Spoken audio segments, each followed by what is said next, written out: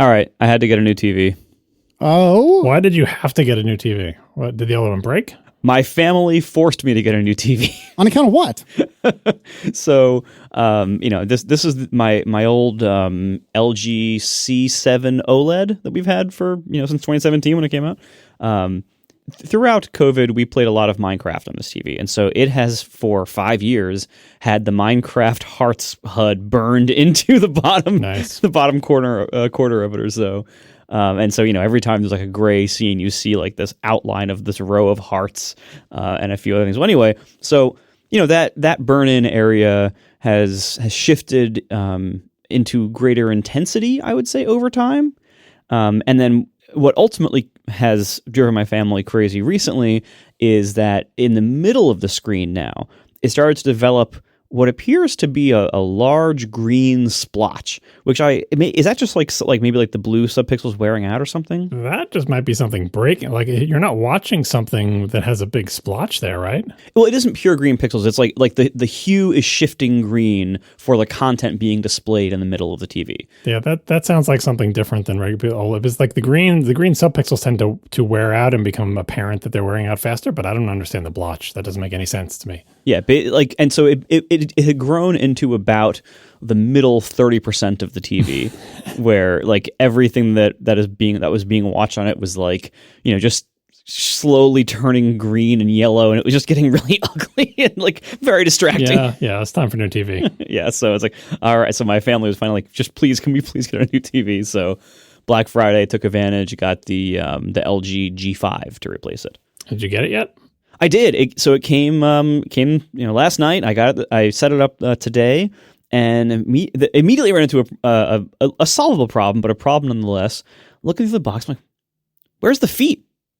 Oh, I should have told you. Yeah, they want you to wall mount a G5. Yeah, they don't come with feet. Oh, interesting. The G whatever series is always like, you're going to wall mount this, right? Occasionally they have had an option where you can get a stand during some years, but I think this is not a stand year, and it doesn't matter because their stands usually suck anyway. Yeah. So anyway, it turns out my outgoing TV I had mounted on VESA feet. At some point, we had a sound bar that was too tall, and when using the TV's regular feet, the sound bar would intrude into the TV. Which, John, I know you love when people do that. Mm-hmm. And so, at some point a couple years back, I had bought VESA feet to lift it up a little bit higher, and so I just took those off, put them on the back of the LG. Oh, got to go buy some screws because there's different size screws on the different depth. You mean? No, so the VESA compatible screws on the LG are like only like in like the high up section, like the high up in the middle section, but down low where the feet have to attach, they actually use smaller screws. But fortunately, ChatGPT came to my rescue. I did not verify anything it said. I took exactly what it said, and I went right to the hardware store, and I said, can I have some M4 screws, please? Got some screws, came back, screwed it in, totally fine. So thank you, ChatGPT. No thank you to LG for not including feet, but problem solved. Now I have a new TV, and now I have all sorts of settings to investigate and tweak over the next few weeks. All right, let's do some follow-up. And I am loving that suddenly I am not the only person putting Vision Pro related things into the show notes. And instead, it's John, or maybe it's Marco, and I will fall over if that's the case. Definitely not me. Exactly. But it's John who put something in the show notes. John, apparently you have been pontificating and thinking about light seal sizes. Yeah, because like I said in my briefing with Apple, I was talking about light seal fitting things or whatever, and they mentioned that the sizing, like the letter number codes for the various light shields are intentionally obscured to not make people feel self-conscious about the shape of their face or head. And I thought that was interesting. And then apparently someone on Reddit has, of course, decoded what those letters and numbers mean. Again, it's basically just a lookup table, but someone has basically brute forced it and figured out what it means. All right. So with that in mind, Avalanche on Reddit says, after a lot of reading and experimenting, especially with Apple's Vision Pro size help tool, I realize that most people have it slightly wrong. And then John has taken the liberty of summarizing what Avalanche said, which I will read thusly. The first digit refers to how far forward your forehead and cheeks protrude relative to one another. The second digit refers to how deep the light seal is, likely relative to your cheek position, not your forehead. If so, this is causing a lot of confusion since most photos are taken from above. W/N refers to wide or narrow faces. W adds a couple of millimeters of width at the temples. W plus and N plus light seal cushions don't actually add any extra cushioning, only extra depth. So there you have it. Like I said, the wide narrow is the only one that makes any sense. The other number, it looks like a single number like 23, but it's actually a 2 and a 3. And yeah, you can kind of understand why they didn't want to say, you're a big forehead person or something, right? They just find the one that fits you. And I still continue to think that maybe a narrow would work better on me. And again, I recommend if anyone ever actually buys one of these things, as opposed to just borrowing it from Casey, go to the Apple store, try on a bunch. It's like trying on jeans, go to the fitting room, try them on. It's expensive. You should figure out which size actually fits you well before you buy. All right. So there's also news that JPEG-XL lives. Colin Allen writes us, because of the PDF standard is adopting JPEG-XL to support HDR images, the Chromium maintainers have changed course and now are going to implement JPEG-XL in the browser. And they're going to do it by integrating JXL-RS. Yeah, we were all excited about JPEG-XL and Apple support for it, but then kind of cold water got poured on it by Google saying, we looked at it and we kind of like the format that we're using. What were they using, AVIF or something? I forget. They had another image format that they liked better. And they're like, well, we're not going to support it in Chrome. And that's basically, the kiss of death for a new image format if Chrome decides not to support it. Thankfully, the PDF standard is dragging Google kicking and screaming to support JPEG-XL. And I look forward to the day when we can use this format because, as we discussed on a past episode, it has lots of advantages over today's JPEG or today's PNG or other formats that we use for images these days. All right, and then digging back a little deeper with regard to chapter links within Apple Podcast app, Stephen Robles was on the talk show recently. I haven't had the time to listen yet, but it is almost next on my queue. And Stephen mentioned that Apple Podcast shows links for chapters that link to some external URL only if those links are to Apple services such as Apple Books, Apple Music Classical, Apple Maps, Apple Music, Apple News, Apple Podcasts, Apple Sports, Stocks, Apple TV, and Shazam. Stephen says that this is true of chapters embedded in the MP3 or using the podcast :chapters tag in the RSS feed. And we will link to some documentation, which is not great. I don't love that. Yeah, I was trying to figure this out. So first of all, there's some nuance to what he's saying. When you add a chapter marker to a podcast, you obviously it exists at a timestamp and you give the chapter a text name, but you can also make that text name be a link to somewhere. Like if you look in Overcast, we frequently do this with sponsors. If you look in Overcast at the chapters in ATP, you'll see sponsored by blah, blah, blah. And that will be a link that you can tap that will take you to, the sponsor webpage or whatever. But you can make any chapter title also be a link that you can tap. That's what he's talking about here. Not like links to a part in the podcast. You can always jump to the chapters or whatever. And Apple's podcast app does support that. Although I had a hell of a time finding where the chapters are hidden in the Apple podcast app because, again, I don't use it normally. So I just launched it to confirm all this. And I was like, where are the chapters buried? I could see them in the timeline where it puts little segments in. But I'm like, where is the actual chapters list? It's there. It's at the top of the screen. There's a downward facing chevron and it exposes the chapters.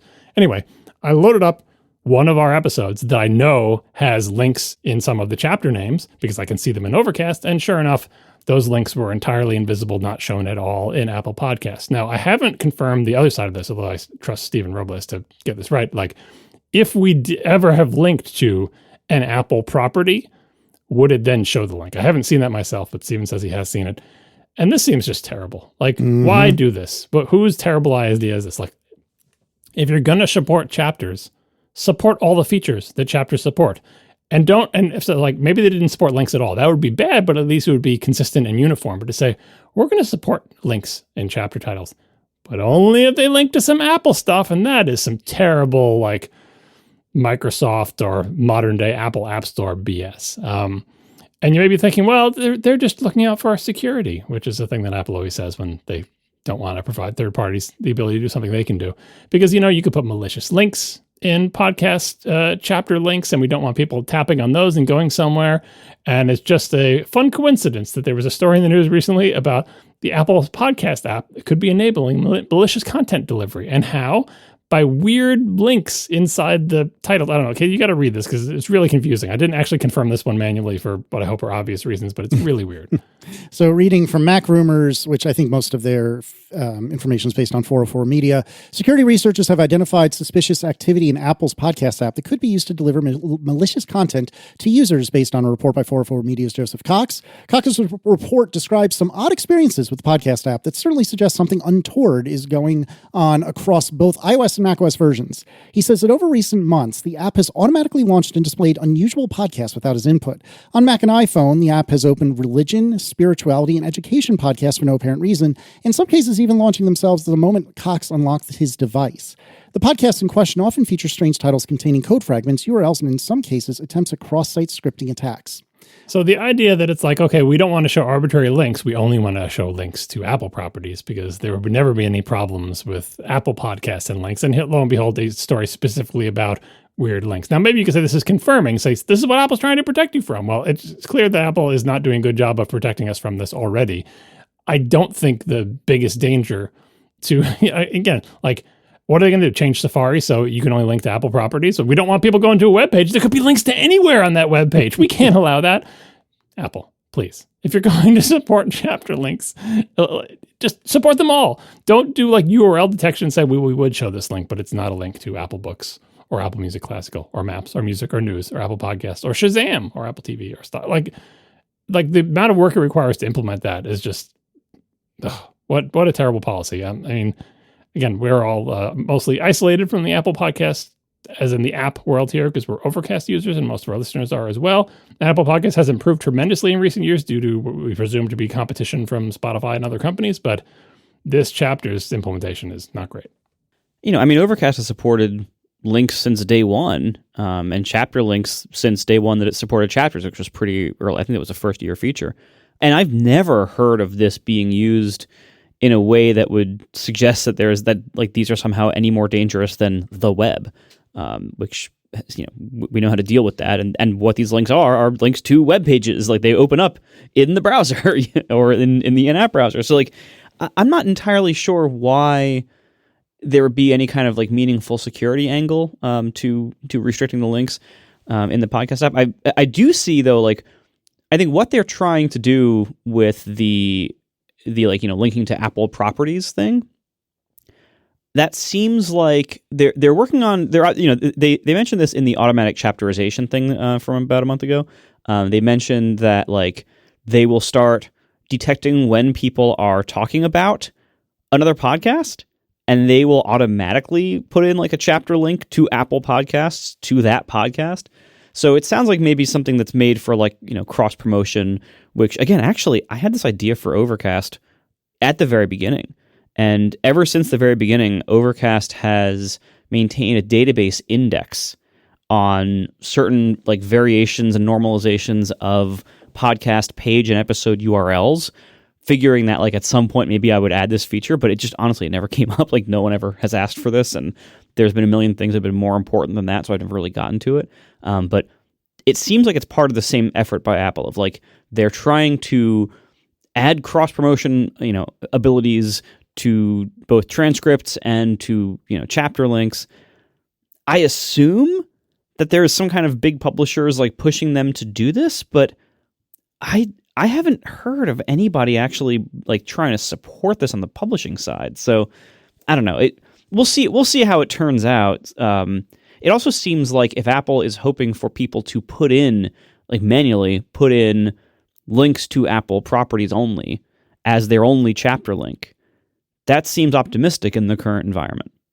Not just tech podcasts that are heavily into other apps like mine, but like if you're a mass market podcast and you want to do a chapter link to some other podcast, you got to consider all your people on Spotify and maybe on YouTube and like all these different platforms. Like, if you're going to only publish one link, it's probably going to be to like your own site where you would redirect people to whatever client they want to use, not linking directly to like the Apple Podcast page for your show. So I don't know. Again, we'll see where this goes, but it is interesting. Like, they're doing a lot around this area all of a sudden. And so I'm curious to see how it goes. And I'm kind of hoping that small apps like mine don't get, stomped out in the process of Apple fighting with everybody else, all the big players. But we'll see.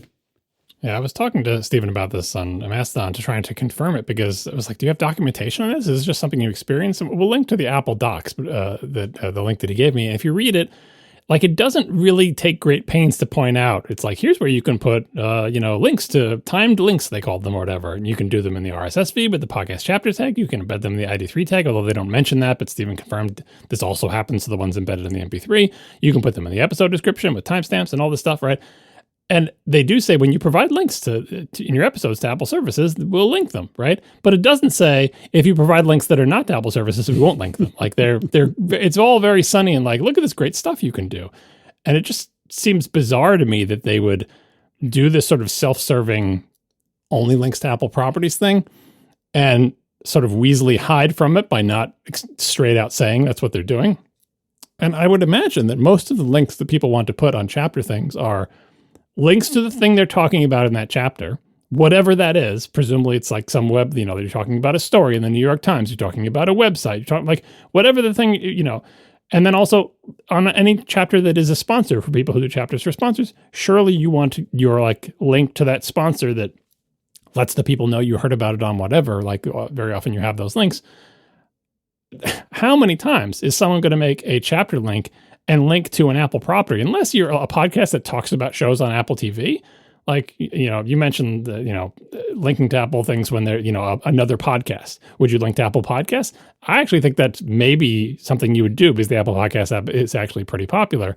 And maybe it's a toss-up if you link to there or Spotify, YouTube, or whatever. But like Apple Music, I don't think people's first instinct would be, I'm going to link to a song on a streaming service. And of course, it's going to be an Apple Music link. Unless you're an Apple-focused podcast, you're probably going to go with Spotify or at least something that's Apple Music is cross-platform too. But I don't know how many people outside the Apple ecosystem actually use it. Anyway, it's just bizarre. It's just like a wrong-headed, it's like, I say it's wrong-headed, but companies have shown that if you are successful in other ways, you can afford to do this. For example, Instagram not allowing you to link anywhere ever, and just people becoming accustomed to, that's actually surprisingly, that's actually the topic. Probably it's not surprisingly. I think this is how the topic came up. The topic that lends the title to the episode of the talk show that Stephen Robles was on is link in bio.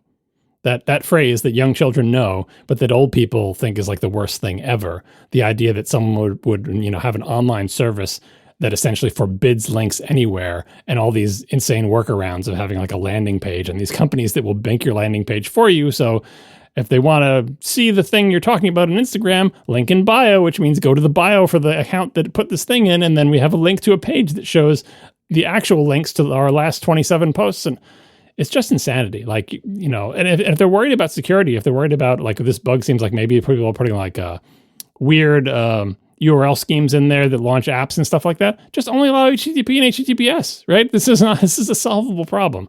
I'm surprisingly upset by this, a thing that doesn't affect me at all because I don't use Apple Podcasts, but it's like one of these cases where Apple is being sort of cartoonishly stupid or evil in such an obscure little corner. It's like, why are you bothering? Like this, how many podcasts even have chapters, and yet they're doing this? Maybe it's a mistake, maybe it's a bug, but the fact that it's sort of kind of documented makes me think that it's intended behavior and it's a bad idea.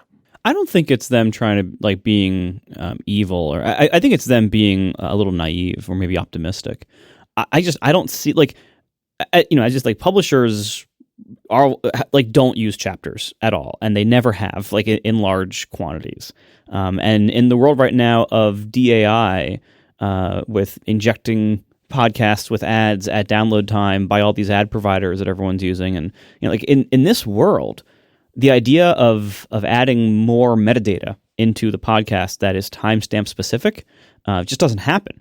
Because again, like whenever publishers insert ads of different lengths, the timestamps all shift around. And so the software that they're doing that with has to be made to support chapters and to shift the timestamps accordingly when they insert and remove ads. And none of the software does that because none of them care at all about that kind of experience. I mean, these publishers, like they don't even really, they hardly even use meaningful show notes. Like to give you some idea, like they don't, the metadata side of big podcasts has always been pretty weak and pretty neglected. And we have lots of capabilities that most shows just never use. So I don't know why Apple is putting all this effort into this now. Again, maybe there's some other piece like that has yet to drop or show up. Like it doesn't make any sense. It's not some massive power play. Now we have this lever. Let's use it. The lever of messing with chapters that are on 0.001% of all podcasts. Like, great, good job. Like, what do you think that's buying you? You're angering a small, tiny group of people who are super into podcasts, and everyone else doesn't care and will never notice this. Well, and if they wanted to do it as more of like an Apple enhancement kind of lock in, like, yes, keep it all in our ecosystem. The time to do that would have been like 6 years ago, like, back before Spotify really got big into podcasts. And when Apple really was number one by a much wider margin. And that is not the case recently, though. They do have a little bit of mind share in this. I recently ran into, I was messing with stuff on Threads, and someone pointed out to me, hey, Threads allows you to, if you have a Threads account for a podcast, and we have a Threads ATP account, you can link to your podcast. And this feature is rolling out, and I had it, and it's like, put the URL of your podcast in here. And I could not tell what it wanted. I'm like, does it want the URL of the RSS feed for the podcast? Does it want the URL of the website for the podcast? And if you put any of those things in, it gave like an obscure error message or just did nothing and said invalid, or I forget what it said, but it was, eventually I figured it out. You know what it wanted me to put there? The Apple podcast URL. That's the world that Apple thinks is living in. The default way to link to a podcast is to give an Apple podcast URL. As in, I forget what the domain name is, but it's like the URL that Apple hosts for a podcast, which I guess brings up a web page and will launch the Apple Podcast app, but it is not the URL of the RSS feed. And it is not the URL of the website for the podcast. It is a link to Apple's representation of its info that it has on that podcast in its podcast index. But you can't put that URL into a podcast reader. Anyway, that's what Threads wanted you to put in. And I think Apple believes that that's what the world is like. When everyone links to music, of course they link to Apple Music. And if anyone links to a news story, they don't link to the NewYorkTimes.com. They link to Apple News, right? And podcasts are always Apple Podcast links and so on and so forth. And that is not the real world. No. And there was a time when that was closer to the real world, but that time has passed years ago. We are sponsored this episode by Aura Frames. Now, this is gift-giving season, and I'm always looking for something good to get my family that actually is special, that actually is personal and matters. This is always hard for me because, the reality is after a number of Christmases with the same family, you kind of run out of stuff to get people. Aura Frames can help make this special. So here's how this works. It's a really nice digital picture frame with a really great software ecosystem around it that helps you make a great experience for the people you're giving it to. So here's how this works. You download the Aura app, connect to Wi-Fi, you can upload unlimited photos and videos to Aura. And then the great thing is if you're giving an Aura frame as a gift, you can preload it to your account and preload it with photos before it ships. So when the recipient opens it up, they can see a nice personal gift message from you, of course, and then it can be preloaded with pictures that you want to show your family. So it's great for like grandparents, parents, stuff like that. Like when you want to show off pictures of your kid or whatever. It's a great gift. It's super nice UI, super nice software. You can share right from your phone all year long. Whenever you have a new picture, you go right into their app, you share it, and it shows up on the frame. Every frame comes in a premium gift box with no price tag, so it's really optimized for being an amazing holiday gift. They have this wonderful line, you can't wrap togetherness, but you can frame it. It's really, it's such a nice picture frame, and it's such a nice way to connect with family when you can't be there. It's wonderful. So for a limited time, save on the perfect gift by visiting auraframes.com to get $35 off Aura's best-selling Carver matte frames. These are named #1 by Wirecutter by using promo code ATP at checkout. That's Aura, spelled AURA, frames.com. Promo code ATP. This deal is exclusive to our listeners, and frames sell out quickly, so order yours now to get it in time for the holidays. Support the show by mentioning us at checkout. Terms and conditions apply. Thank you so much to Aura Frames for sponsoring our show. So there's been some news over the last week, as there tends to be, and there's a departure from Apple that we need to talk about. Oh my God. And that departure happened 2 days ago as we record this. Oh. John Giannandrea is retiring from Apple. I know, Marco, you're super excited about this. This was the one that was not the surprise. Reading from Apple Newsroom, John Giannandrea, Apple Senior Vice President for Machine Learning and AI Strategy, is stepping down from his position, will serve as an advisor to the company before retiring in the spring of 2026. Apple also announced that renowned AI researcher Amar Subramanya has joined Apple as Vice President of AI, reporting to Craig Federighi. Subramanya will be leading critical areas, including Apple Foundation models, ML research, and AI safety and evaluation. The balance of Giannandrea's organization will shift to Sabih Khan and Eddie Q in order to align closer with similar organizations. The balance of his organization? I don't like that phrasing at all. Anyway, so yeah, this is news, and apparently this Amar person He was at Google and then spent like a minute at Microsoft and is now going to Apple. So all sorts of musical chairs happening. Yeah, we'll put a link in the show notes to the story. It's from the Times of India, being excited about this new person who just joined Microsoft in July of 2025. And here's what he has to say about his first weeks after joining Microsoft. And yeah, he wasn't there very long. I think he spent like 18 years at Google before that.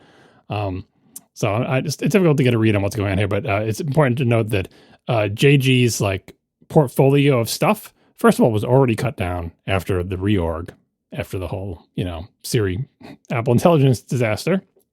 And then it's now being split up even further amongst the people replacing him. And I don't know, this is, when we talked about it, the reorg or even just after WWDC and things going badly, it's like, well, when you are the person in charge of this long-suffering project that essentially fails to launch, that's not good for your career. And sure enough, he got reorged out of that responsibility, and the responsibility was given to other people, but he was still at the company doing stuff.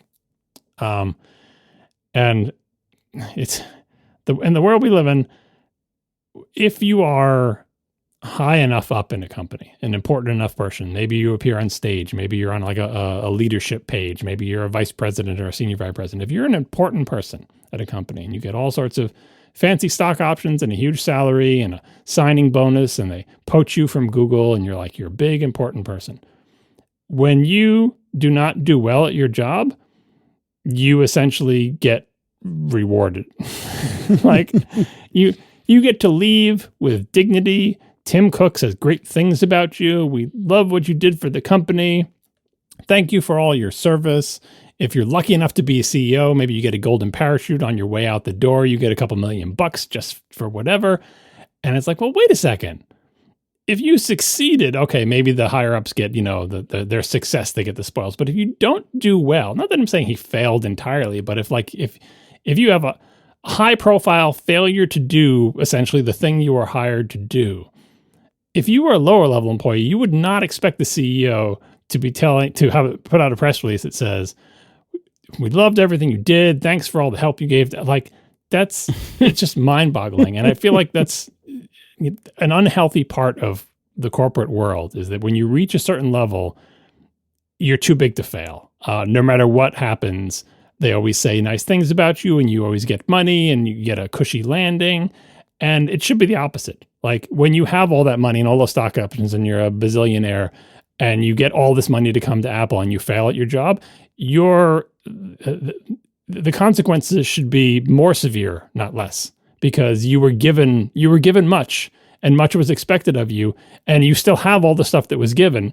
I don't think you also need a glowing kissy review from the CEO on your way out the door, but that's the way they do it. It's just like, well, of course, we here in the upper echelon will always preserve each other's dignity. And I'm saying that we need to trash him or anything like that, but it's like, if you're a medium to low level employee and you get bad performance reviews, you're gone with no ceremony. And it's like, there's no cushy landing. There's no agreement amongst all the other people and as your peers in the org chart of like, well, of course we want to make sure that no one ever thinks that he did a bad job at anything and everybody loves him. I don't know. Maybe I'm bitter from being in corporate America, but it's like, it's to give an AI analogy. If you're training AI models to try to figure out what's a picture of a hot dog, and one model keeps getting it wrong, but the model had rich parents, and you're like, well, but we're going to add a modifier to that model, and we're going to multiply its success by 50% higher. And so then when we figure out here are the top 5 models in all of our different training, the one that has rich parents is up there, and it's like, well, it didn't do well, but it's one of us, right? It's one of us. So like we gave it a little bump, and it should be there anyway. We don't want to make it feel bad. It would be cruel, if we said anything mean about that. Like that's not how you find the best model for identifying hot dogs. And so this is essentially anti-competitive behavior at the top of organizations. I'm trying to be mean to JG. Seems like a nice person. His retirement, I'm sure, is well-deserved, and he was just not able to be successful in Apple. Doesn't mean he's a bad person or a bad employee. It just means it wasn't a bad fit. What I'm complaining about is the culture of gentle landings and gentle talk and babying of people who have every advantage in the entire world. They don't need the the boosting from the CEO to go along with it. Well, I mean, there is more to it than that, though. Like, first of all, a lot of times some kind of golden parachute or contract is negotiated as part of the person's hiring in the first place. I'm not sure the press release where they say you're wonderful is part of that contract, but yeah, I know that's another part of the it problem. could be. And then the other part of it is it is PR too. Like you as the company, you don't want the world to think you screwed up and made the wrong hire.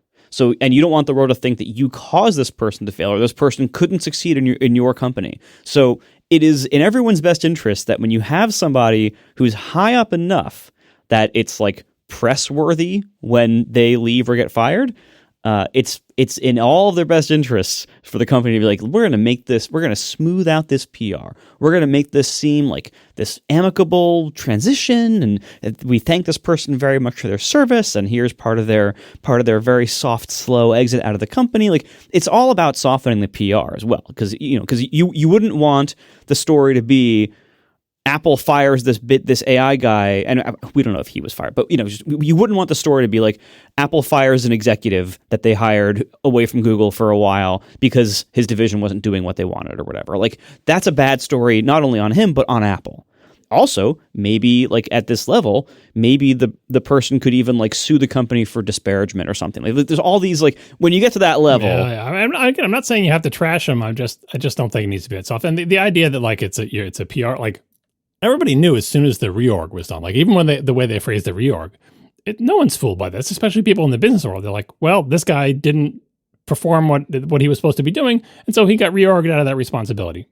And then we all just started our stopwatches, right? Because when an important person is reorged out of their responsibility, it's like, I guess they're going to be looking for a new job because the indignity of like, they're so proud and they have so much dignity. It's like, well, you hired me to do this thing and now you decided I'm not going to do it and you reorg me away from my responsibility. And yeah, I'm still at the company. I'm still in charge of X, Y, and Z, but that's it. I'm going elsewhere, right? Or I'm going to retire or whatever, because they can't. But during that time when their dignity is injured and they're either looking for a new job or organizing their retirement, they're still getting their big salary. They're still at the company. They're still playing the game. And Apple says, we're just reorganizing things. Like, we're shuffling stuff around. Nothing bad about JG. Everything he did was great. It's like, but no one's fooled by that. We know you had a high profile, and especially in this case, this is like one of the highest profile failures because it was public. Lots of times, something's assigned to some group and doesn't work out well and they shuffle people around, nothing's public. But like at WWDC 2024, they announced this thing that was, we hired this guy from Google many years later, Apple Intelligence, here it comes. And no. So it was very public failure. And the reorg was a sort of very public egg on JG's face. And yes, they do try to smooth it over, but like that whole dance, like just, people are saying in the chat room that I'm surprised by this. I'm not surprised by this. I lived it. That's why it annoys me so much. Like, I've seen it too many times up close and personal. If you go back to a few times when Apple hasn't done this, I think Papermaster got booted out unceremoniously. I think a couple of Apple retail chiefs under Tim Cook's era also kind of got the boot without too much wonderful, messages from Tim Cook, although he probably still said nice things about them. The Ive versus Forstall thing was not particularly friendly. I mean, there was some, anyway, I just don't think it's not fooling anybody, and it is bothersome to me. And that whole, like, I'm not saying it should have kicked him out sooner, because I also agree that, like, if you hire someone to do something, give them a chance. JG had a chance. I feel like they didn't just like say, oh, you haven't done it within 2 years and you're out of there. They gave him a long, long time. And I still would love to hear the story of like how they decided to announce what they did at WWDC 2024, but whoever was involved in that decision made some terrible mistakes, and maybe JG was saying, no, we can't announce this, it's not ready, and they did it anyway to essentially force the issue and say, well, now you sink or swim, and then he sunk and got reorged out. Anyway, don't want to be mean to JG. Hope he enjoys his retirement, if in fact he does retire and hired somewhere else. But yeah, this is sort of the end of that story. Like I said, but when the dignity of an important executive is injured, start your timers, because that executive is probably going elsewhere or retiring. Yeah. And again, and as we discussed when he was, relieved of all of these duties months ago, we don't know what the story there was. Like, we don't know if, was he not, good enough for this, or is the story something else? Like the system around him wouldn't let him do what he needed to do. We haven't. Yeah, it was impossible for him to succeed inside Apple. Like, there has to be a fit between the people and the company culture, and I don't think there was a fit here.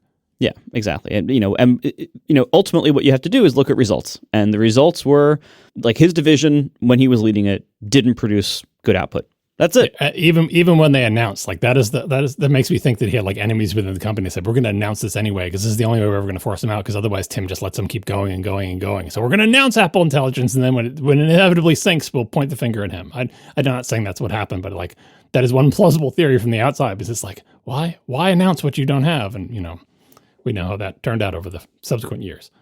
Yeah, I mean, I don't know. What I don't understand is like, who cares? Like this man surely has more money than God. Just fade into the night.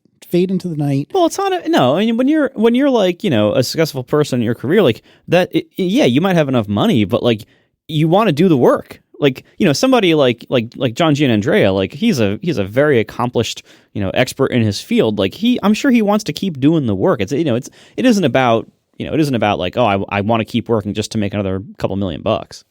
Maybe he'll end up at a university or something. Like, of the vague things that I've heard about his rep is that he's very into like research and that type of environment, and Apple wants to ship products, right?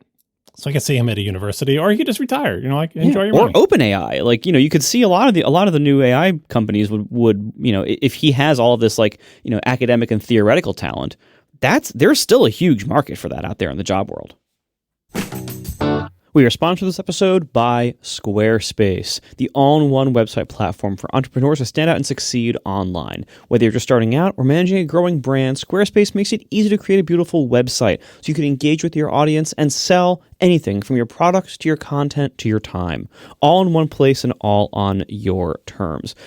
Basically, they make it really, really easy to make a great website for you and your business. So they start out with this amazing design intelligence system. This combines their 2 decades of industry-leading design expertise with cutting-edge AI tech to unlock your strongest creative potential. Anyone can be empowered to build a beautiful, more personalized website tailored to your unique needs. You can craft your entire digital identity to use across your online presence. And of course, for your customers, Squarespace Payments is the easiest way to manage your payments in one place. Onboarding is fast and simple. Get started in just a few clicks, and you can start receiving payments for your products and services right away. With more ways to pay than ever, popular, of course, things like Apple Pay and credit cards, but also things like Klarna, ACH Direct Debit, Afterpay, ClearPay, and whatever else comes along, Squarespace builds in support for it. So it's a great platform. Your customers can pay you however they want, and this works for physical goods, digital goods, subscriptions, newsletters, podcasts, time slots. So many different businesses are super easy to make with Squarespace. Now, my favorite thing about Squarespace is that if somebody comes to me and says, you got to help me make a website, I can say, no, here, do it on Squarespace. You won't even need my help. See for yourself how easy it is at squarespace.com/ATP. When you're ready to sign up, go back there, squarespace.com/ATP to save 10% off your first purchase of a website or domain. So once again, go to start the free trial to see how it works for you, squarespace.com. When you're ready to sign up, squarespace.com/ATP for 10% off your first purchase of a website or domain. Thank you so much to Squarespace for sponsoring our show. John Giannandrea was not the only person who has announced that they're leaving. Oh my God. Breaking news as we record. It was a few hours ago as we sit here and record. Bloomberg has announced that, was this Gurman? Yes, Gurman, yeah. Mark Gurman got the scoop, and I will read from Mark Gurman. Meta has poached Apple's most prominent design executive, Alan Dye, who has served as the head of Apple's user interface design team since 2015. Apple's replacing Dye with longtime senior designer Stephen LeMay. Apple confirmed the move in a statement provided to Bloomberg News. Quote, Steve LeMay has played a key role in the design of every major Apple interface since 1999, Chief Executive Officer Tim Cook said in a statement. He has always set an extraordinarily high bar for excellence and embodies Apple's culture of collaboration and creativity. Oh my God. Reading from Gurman, Dye informed Apple this week that he's decided to leave, though top management had already been bracing for his departure, the People said. Dye will join Meta as chief design officer on December 31st. Meta is creating a new design studio and putting Dye in charge of design for hardware, software, and AI integration for its interfaces. Joining Dye at Meta is Billy Sorrentino, a prominent deputy who has served as a senior director in Apple's design team since 2016. Dye will be reporting to Chief Technology Officer Andrew Bosworth, who oversees Reality Labs. That group is tasked with developing wearable devices such as smart glasses and virtual reality headsets. Dai's major focus will be revamping Meta's customer devices with artificial intelligence features. At Apple, Dai most recently oversaw the interface of the Vision Pro headset and a sweeping redesign of Apple's operating systems. He was also central to designing the company's apps, the Apple Watch, and the iPhone X. His team has been helping develop a slate of new smart home devices as well, Bloomberg News has reported.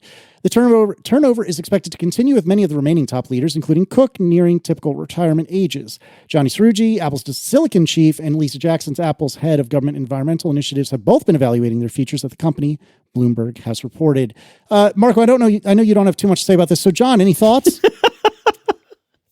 Well, I mean, I see you got a quote from Jason in Six Colors here, and I did read what he wrote earlier, and he's saying exactly what I've been thinking and have said on past episodes when talking about stuff like this.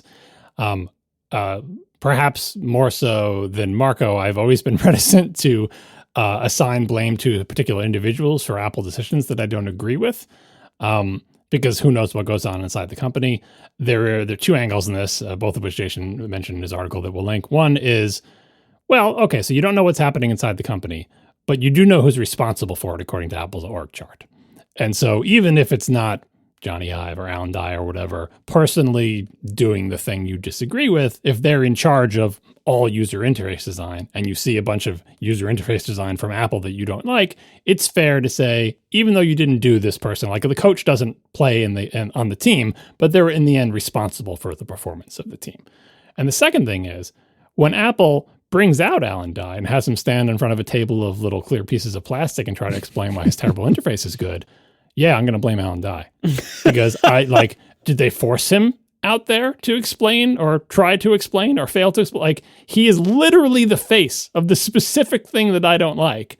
And so, although Marco has been anti-Alan Dye for a long, long time, I gave Apple and Alan the benefit of the doubt until there was no way to deny the fact that he's in charge. He in the end, it's all his responsibility, and he is literally in the video describing the thing. And again, it doesn't mean he did any or all of it himself, but he is clearly the face of this. And because he's in charge of it, whether he did it or not, he obviously approves of it. He's not out there being forced at gunpoint to promote something that he hates. Why would he hate it? He's literally in charge of the design team. So I'm glad to see him go. Marco, how do you feel? Well, hold on. Let me just read this from Jason real quick, and then I promise I will get out of Marco's way. And I know everyone's going to be mad at me, but let me just clear the decks, and then we'll set Marco loose. Jason Snell over at Six Colors wrote, so is this a major loss for Apple and a major coup for Meta, as Mark Gurman editorializes? Just to pause there, like, you didn't read the headline, but like I believe the Bloomberg headline is, what is it? Apple design executive Alan Dye poached by Meta in major coup. I mean, unless the coup is planting a bad designer at Meta to hurt them. Wow. All right, so here's very often we disagree with Gurman's take on things, and obviously we're very inside baseball, and developers are more mad about Apple's interface than most people are. So like, maybe to the outside world and an average Bloomberg reader, like, oh, they'd hired a big designer from Apple and everyone knows Apple's good at design, so there must be a coup and they've poached him. But like, the more you know about Alan Dye and Apple and the more you care about interface design, the less you think that headline makes any sense. Right. So with that in mind, and again, let me just clear the decks before I let Marco go. So is this a major loss for Apple and a major coup for Meta, as Mark Gurman editorializes? I don't see it. Maybe those top executives who were bracing for his departure feel that way, though my gut feeling is that if Apple really wanted Alan Dye to stay at Apple, they would have kept him.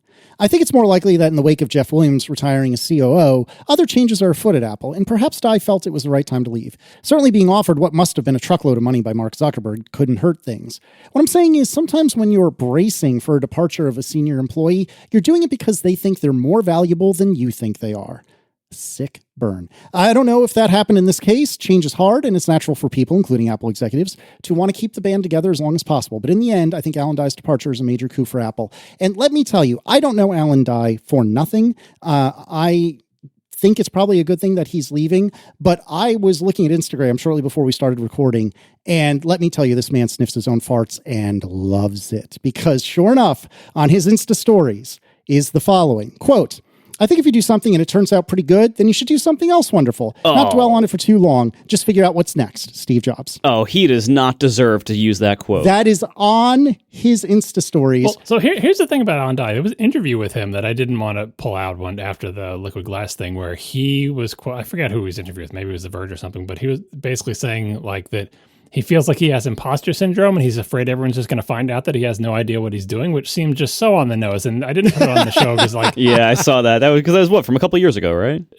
No, I think it was more recent than that. But it's like, look, humans are human. Like maybe he feels that way, but maybe he's also trying to put a brave face on him leaving Apple and we don't know all the details or whatever. But like people are complex and it's difficult. But like in the end, like I try not to put it on the person. In the end, I don't like the user interface things that Apple did when he was in charge of those things. That's what it comes down to.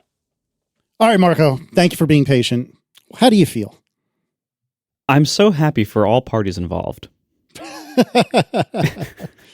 All right, so we just said for John Giannandrea's departure, we were just saying how, like, we don't know all of the effects that go into somebody not succeeding in a company. It could be the person, it could be their team, it could be the company around them, it could be so many things. It could be the leaders above them, not letting them do what they want to do. It could be, too aggressive timelines or too much scope, or like there's so many ways that the work of a division under a person can be bad or non-ideal that aren't necessarily the person's fault. I don't know Alan Dye. He, in the very little bit I've read from him or seen from him, I don't think we would necessarily get along. But I'm sure he's a fine person, and I'm not gonna dance on the grave of his career at Apple, because like in a way that would feel too deeply personal. But here's the thing: again, just like JG, you got to look at results. The results of software design since he's been in charge have been all over the place. You can look back at like how did Alan Dye get to this position? Well, that was back when, in the early Tim Cook era after Steve Jobs had passed away, Tim kind of didn't know how to assign talent to things like software and, design beyond, industrial design. And so Tim had put Johnny in charge of all design, and Johnny brought in Alan Dye, who I believe was in like the print marketing team or something at the time, and put him in charge of software design. And that was, look, you put someone in charge of software design that was not really a software designer then or now. And it does seem like the fart sniffing has grown over time. Just because somebody mentions imposter syndrome in an interview a couple years ago doesn't necessarily mean that they are modest or have an honest view of their work. And the designs that we've seen from Dye, especially in recent years, have not shown modesty or maybe humility or even necessarily interest in making the best work at it, even if it's not your ideal. No, it's the opposite. The work we've seen coming out of Apple software design in recent years, especially this past year, has been, we know what's best, screw you. By the way, it's actually not especially good in certain ways, especially ways that are traditional, software usability, hallmarks. Things like control sizing, button tap areas, contrast, text legibility. Like there's so many issues, with the new designs that are like directly against decades of well-established, human interface and computer design. So I look at the Dye era, and whether it was Dye's fault or not, this is a pretty significant sign that era has just ended. Because if you look at like the bigger picture here, he just shipped all of the 26 Series OS redesigns. It's been only a few months since the public has had access to these. And he's all of a sudden changing jobs? Now there are other dynamics here. Meta is on a hiring spree. They have been for some time, like since the AI thing. Also, Meta is known to pay really well. One of the reasons so much talent goes to Meta is not because everyone loves Zuckerberg and Facebook and Instagram. Like that's not why a lot of people go to work there. People go to work there because they pay really well. Souls cost money. Right. And when Zuck wants to hire, some talent, he pays whatever it takes, and it can be really high. And Apple has traditionally been regarded as the opposite. Apple is historically not thought of as a place that you get paid particularly well compared to other Silicon Valley competitors. Apple's kind of like, you want to work for us because we're the best, and screw you if you want more money. Basically, like that's the impression I've gotten from a lot of reports about Apple's salary negotiation.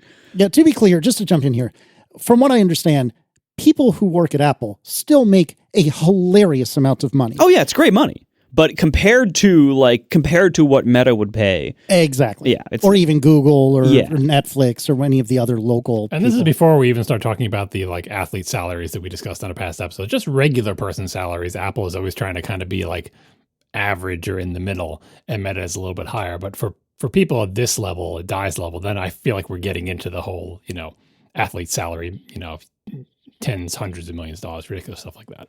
Yeah. Yep. And so, for the Dai era to end seemingly at an odd time, and maybe suddenly, this doesn't sound like executives were bracing, just about to hear that he's going to leave us. Oh no, what are we going to do? It kind of sounds to me like they let him go. Like not that they fired him, but they literally let Meta kind of take him without putting up a huge fight. That's kind of what it sounds like. Yeah, this smells to me like, if he went into Tim's or whoever's office and said, "Hey, guess what? I'm out," expecting Tim or whoever to be like, "Oh, no. How much are they offering you? Let's talk." And instead of that conversation, Tim just said, "Oh, okay, good luck." You know what I mean? Yeah, I didn't see I don't know what the whole statement was from Tim Cook to Bloomberg, but the part that was quoted talks about Steve LeMay, not Alan Dai. It talks about the great guy that we have replacing Alan. It's not, I don't see, maybe they'll be in the press release, but I don't see the thank you, Alan, for all your years of work and blah, blah, blah. And it's been wonderful. And because it's a difference between retiring or bowing out versus being disloyal and going to Facebook, which I think Tim Cook likes a lot less than the way JG left. And again, I haven't seen the whole statement. Maybe there is that in the statement, but the quoted part is not about Alan Dai at all. And so let's talk about Steve LeMay. So Steve LeMay is the person who has been appointed basically Dai's replacement. I don't know if the titles are exactly the same, but it sounds like he's direct Dai replacement. And Tim Cook gave a statement in Bloomberg that says, Steve LeMay has played a key role in the design of every major Apple interface since 1999. And there's not much about him on the internet, but you do some quick LinkedIn searches and stuff, and you see, he's been at Apple since 1999, and he's a UI designer. Oh my God, a UI designer who's in charge of UI design at Apple. Imagine that. This has not been the case for the last 10 years. We didn't know if there were any left in the company. We don't know really from the public's perspective. We don't know anything about Steve LeMay. But this to me is a promising new direction. You're taking somebody who seems like he has worked on the Mac, on UI, for a very long time and has been there for a very long time.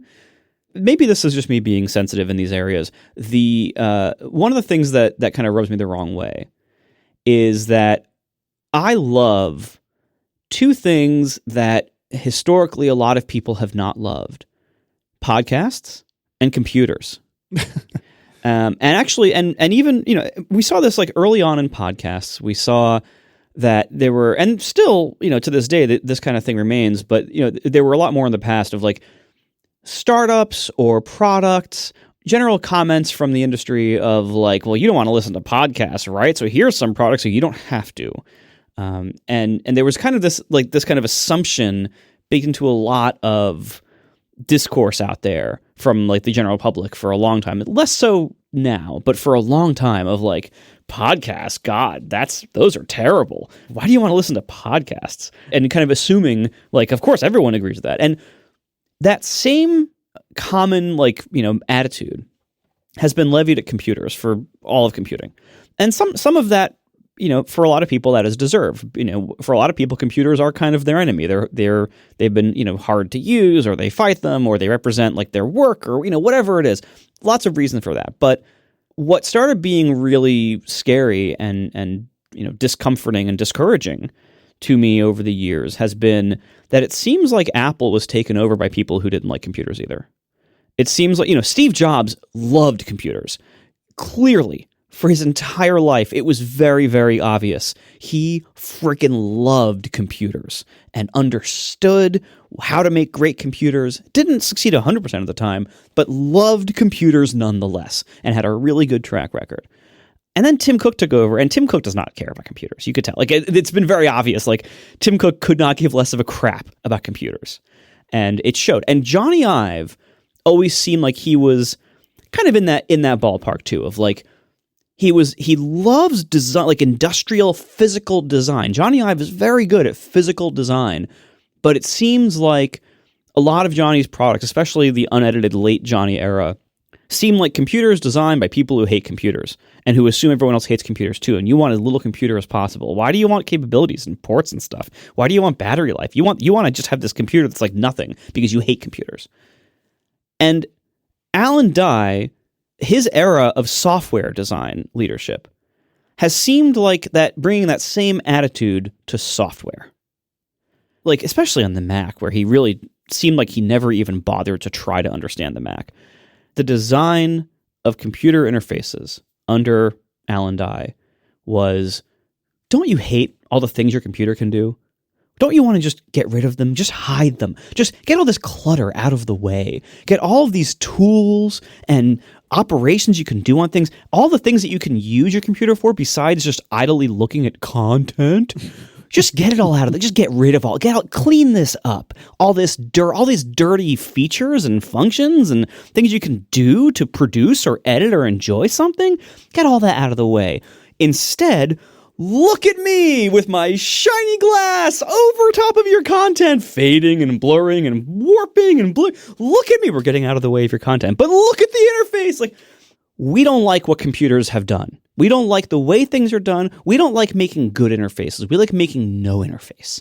Except we don't have the self-control to make no interface. So instead, we're going to show off with a really flashy interface how little of an interface we can make. And so it was all principles of, again, I read it as that same attitude of like, don't you hate computers? No, I don't hate computers. I freaking love computers. So does the guy who wrote that quote in your Instagram story.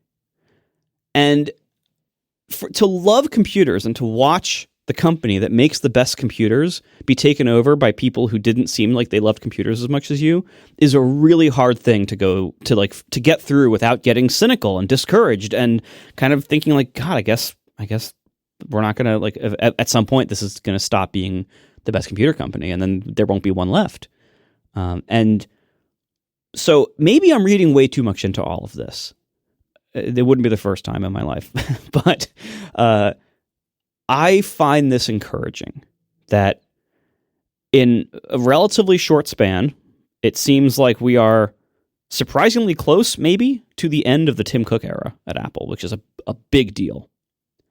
Johnny Ive left a few years back, and the products got a lot better after he left, I think, because they got a lot more balanced in terms of functionality versus nice design. And now Alan Dye is leaving and being replaced by somebody who's been there back when Apple was a computer company that made really great computers led by people who loved really great computers. So again, we don't know anything about Steve LeMay from the public yet, but I think this is a promising sign. Maybe things are turning in a better direction now. And, maybe in a year or two, we'll have interfaces heading more towards usability and functionality. Maybe we'll have a different CEO kind of slowly starting to turn things, and if it's John Turnus, that's, he comes from products, like the product part of the company, which is promising. If Turnus is indeed also being considered as a CEO to happen imminently, maybe he was part of the choice of who to replace Dye with. Maybe he was involved in that decision or consulted for that decision. Who knows? But this all sounds like really promising turns for a company that, I've made no secret that I've been pretty stale on the leadership recently. Again, maybe this is too optimistic. Maybe I'm reading too much into this. I think this is a very good sign. And you know what? Good for Alan Dye. He's probably making a lot more money at Meta. So I'm super glad for Zuckerberg and that wonderful group of people to lose some more money. That's great. And Dai gets paid more money probably to leave. And that makes Apple better. And so however this happened, thank you, world. Thank you for doing this. We'll see where it goes from here, but I have pretty high hopes it's probably going to go up. It's kind of a shame that he did release that Apple did release all the 26 OSs right before he leaves. Like, if we could just push that back and have him leave and then not release it, that was never going to happen though, because they needed something to announce to WWDC. Anyway, like as I said, when the 26 OSs were out and we were talking about them, we're on a multi-year slope with these 26 OSs, but it will become the 27 and 28, blah, blah, blah. It's not like next year they're all going to be changed. Like, I'm sure. Oh, no, it wouldn't be that fast. Liquid glass, sorry. Sure, liquid glass will continue to be refined, but fundamentally, there are fundamental problems with liquid glass that are not going away anytime soon. So it's going to take a while before we see any positive change. Just like it took a little while after Johnny Ive left to get, like, I was going to say PowerBooks, MacBook Pros with ports on them and everything in a new design. But I don't think you're being too optimistic, because he was at the top of an organization that was doing things we didn't like. Getting rid of the person at the top is your only chance to see any kind of change. Now, it doesn't mean that change could be worse. The change could be, things could still get worse, but it's the time to be optimistic is finally there is a hope of change here, because things were not going in a direction we liked for a long time. And that was obviously not going to change by someone just presenting Alan Dye with a strong argument, because he was not convincible if anyone ever was presenting that argument. And then so he drops the 26 OSs and then he's out the door. Now we're stuck with them for the next several years, even as they may be like repaired and touched up before the next redesign. So that's kind of a shame. But I've been thinking about like the 26 OSs. What is the impression of them inside Apple? We talked about, like, obviously things we didn't like about them and things UI nerds don't like about them or whatever, but who cares? What is the general public going to think? And Apple probably cares much more about what the general public thinks. But a few things to note on this. One, underscore David Smith's little chart of, like, again, maybe not representative, but he has very popular apps, of like adoption of the new iOS version. He said for the past few years, they've been doing a thing where it sort of trickles out and then they pushed everybody real hard around the 0.1 or 0.2 update. And so far, he hasn't seen that with iOS 26. Like, there's just been a steady climb, and people are still saying Apple's just about to push it. And by push it, I mean, like, really strongly suggest to people that you update it, or update it automatically overnight if they have the setting that way or whatever. Or Apple tends to be cautious with new iOS releases in particular, where the early adopters update to it immediately, manually, but they just let people sort of grow organically until they say, okay, now it's really ready with the 0.1 or 0.2, and they push it out hard, and the graph takes a big bend upwards and the adoption rate goes up. We haven't seen that yet with 26. Maybe that means Apple is still being a little cautious with this, or maybe it's just a policy change. Who knows? The other thing is, no, there's not public outcry about 26 being bad. Comedians are not making fun of it. It's like, it hasn't been terrible. It's been fine. People, some people like it, some people don't. But I can tell you one thing, in the public consciousness, I don't think the feeling about the 26 OS is, this is amazing, you got to get this, everybody loves it, and they're super jazzed about it. I don't think that's happening at all. And when you have a big redesign, that's what you hope for. We did a big redesign and the public loves it. People can't stop talking about it. They say, hey, have you updated your phone? The new one is much better. You got, like, that is not a public. Forget about whether it's justified or not. Sometimes that happens because they put new emoji in, or they change one thing or whatever. But for whatever reason, iOS 26 is not doing that. Certainly Tahoe is not doing that either. And I think that's what Apple cares about. With much fanfare, we redesigned all our OSs.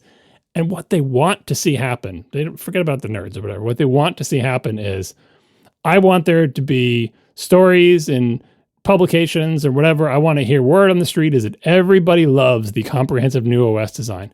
And that has not been the story about the 26. The story is also not that it's a disaster, even though some people think it is, but like it's just kind of in the middle. Like, it's fine, right? And that's not, if that doesn't sort of make Alan Dye's reputation become bigger within Apple. Like, great job, Alan. You knocked it out of the park. We did this big redesign and everybody loves it. No, everybody doesn't love it. They don't hate it either. So it's not like a JG thing where it's like a total failure. You didn't do the thing we asked you. You did the thing. You launched it. And it's fine.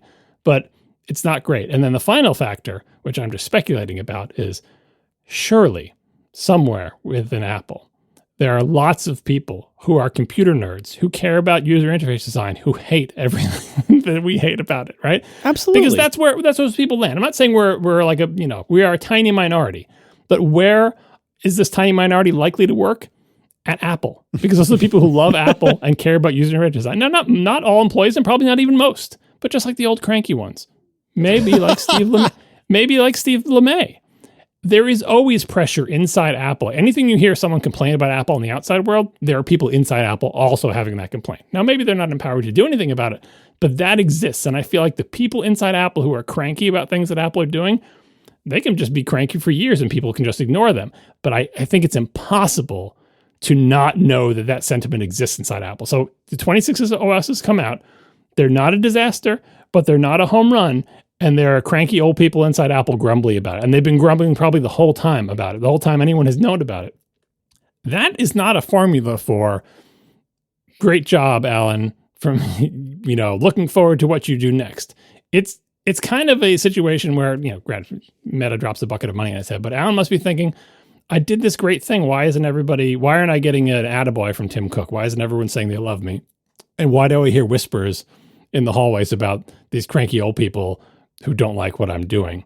That makes you maybe want to look for a new job. Right? Again, the money and Facebook going to get, I don't doubt that Facebook went to get him, because Facebook has many wrong-headed notions about things, including let me grab the designer that everybody loves from Apple, right? Who is that? No, it's not Alan Dye. Like, we want him to do for Apple what he did for us. It's like, do you? I don't know if you know what he did for Apple. Anyway, it seems like a situation where, again, maybe his dignity is not hurt, but like, I don't think things are going as well as he hoped. When Johnny Ive was in his job doing his great products, everybody freaking loved him. There were stories about him. There were stories about the products. Every single piece of media you ever saw about the iPod or the iPhone or the AirPods or anything that's just, let me just have these long biographies of Johnny Ive. Let me tell you about his childhood. Can you believe he made these amazing products? Everybody loves them. They're so beautiful. That has not happened with the 26 OSs. And maybe Alan wishes it did. And so that's a perfect formula for, maybe I should do something else. So bye, Alan. Glad to see you go. Wow. Okay, so we've had this in the show notes for a couple of weeks. Hasn't quite been long enough to bump it to overtime. But on the 18th of November, there was a big outage. Not the AWS outage, the other one. So reading from the Cloudflare blog on 18 November 2025 at 11:20 UTC, Cloudflare's network began experiencing significant failures to deliver core network traffic. This showed up to internet users trying to access our customer sites as an error page indicating a failure within Cloudflare's network. The issue was not caused directly or indirectly by a cyber attack or a malicious activity of any kind. Instead, it was triggered by a change to one of our database system's permissions, which caused the database to output multiple entries into a feature file used by our bot management system. That feature file, in turn, doubled in size. The larger-than-expected feature file was then propagated to all the machines that make up our network. Whoops. The software running on these machines to route traffic across our network reads this feature file to keep our bot management system up to date with ever-changing threats. The software had a limit on the size of the feature file that was below its doubled size. That caused the software to fail. So a couple angles in the story. First, as someone who's worked in online server-side stuff for 25 years, this failure is so textbook. Like, if you read the details of it, you're like, if you've been in this industry, you're like, oh, I've had that happen. Oh, I've done that. Oh, I can totally see that. Oh, I forget what it was. And this one was like an assumption, a missing filter on a query resulting in double the limits, the limits on the size. Seems like a good idea at the time, but and then the other thing that I feel like is depressing, because I complain about this at every company I was ever at, and you always hope but surely the big competent companies don't do this, which is the lack of a staging environment that reflects production where you can test changes in production. Every company has this problem, right? Yep. What you want is, and by staging, I mean, production is the thing the customers use, and development is the thing the developers use. It's broken or whatever. And there are levels between there. And the final one before production, we always used to call it staging in the companies that I worked at, which is it's supposed to be like production, but it's not actually production. So however production is set up, whatever hardware it's got, whatever software, it's like a miniature version of production. It has to be configured the same way, deployed to the same way. It's just tiny. It doesn't have millions of servers or whatever, and it's not accessed by millions of people, but it has to work the same. So if they had a representative staging environment and they had deployed this change into that staging environment, all the machines would have, the query would have gone afoul, run out a double-sized thing. It would have been pushed out to everyone else. They would have tried to load the double-sized file and they all would have failed. And it would be like, that change you just put out, we just pushed it to staging and it broke everything. And so it wouldn't get to production because you'd say, like, if we push it to production, it would break everything in production. It's clear that there's not a staging environment that is sufficiently similar to production. That is always the problem. It's like, well, of course we have a staging environment. Is it the same as production? Mostly. There are some minor differences, but surely those minor differences won't make a difference. Like, there's a different kernel version here, or we have hardware versions of this load balancer in production, but we have a software simulated version in staging. You have to make it actually the same because you never know where the problem is going to come up. Maybe the problem will be, this specific kernel version has this specific bug that triggers this thing. And that specific kernel version is only in production and staging is like one patched revision different. And that was the part that you trip across. So, but it's part of growing up is learning that no company has a competent staging environment, even someone as big and powerful as Cloudflare. Anyway, that's not mainly what I want to talk about here. What I want to talk about here was this outage going by and my strange reaction to it, which was, I should get on Cloudflare. Why do you say I that? swear to you, like this, my first thought was like, reminiscing about all the problems I've had in production, how this is so typical and down to this particular details and the staging environment. My second was, I've been meaning to do stuff with Cloudflare. and you would think this is not like, why would you, a big company has an outage that attracts you to it as a customer. It's like, that's where I want to be. The big company that had an outage due to incompetence that I'm familiar with from my working world. Like, why would you want to do that? Part of it is I have been meaning to look into Cloudflare for stuff. And this is like a reminder, like them just being in the news, like, oh yeah, I meant to do that. Part of it is the entirely wrong-headed notion that it's like, well, they just had a failure, so surely they're not going to have another one right after it, which is not logical or true in any way. Not how things work. That's not how things. In fact, it may be more likely they're going to have another failure. But anyway, that did pop into my mind. And why am I interested in Cloudflare at all? I think also because like Marco mentioned it recently in the context of ATP stuff, or when you're talking about the episode artwork. So it was like doubly in my mind from like a recent ATP and this giant outage.